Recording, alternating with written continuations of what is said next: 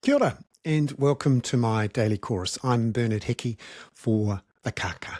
This is my video and podcast that goes out with an email newsletter via Substack. It's called the Kaka, and it's all about Aotearoa's political economy around housing, climate, and poverty. I wanted to look in particular at a couple of things today that influence the economy on one side and the politics on the other, although I actually think the economy and the politics are quite closely aligned. So yesterday, the Reserve Bank of New Zealand cut the official cash rate by 50 basis points to 2.5%.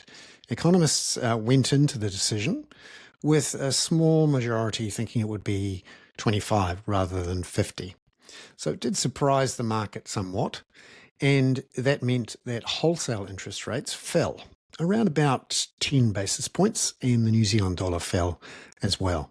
The Reserve Bank said in its statement, and remember this was an in-between decision, so in between a full set of forecasts and press conference, said in its statement that it may have to cut again because the economy has been weaker than expected, and that it expects the cutting of rates to stimulate the economy, but if it doesn't, then it will look to cut again.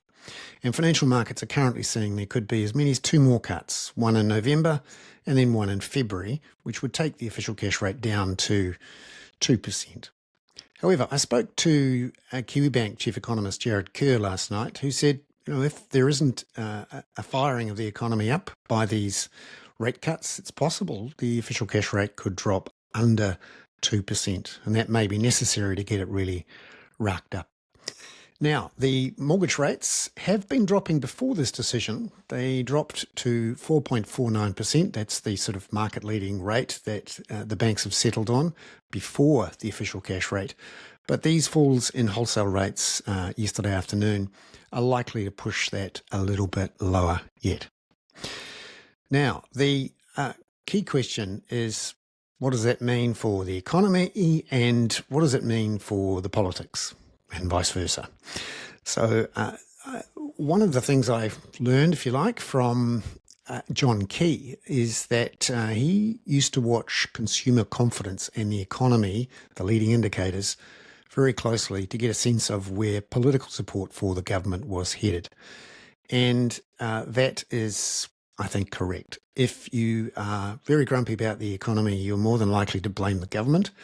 And at the moment, everyone's very grumpy about the economy, which is not only contracting, it's not producing new jobs. In fact, there has been significant jobs lost in the last 2 years, and there don't seem to be too many signs of it turning around.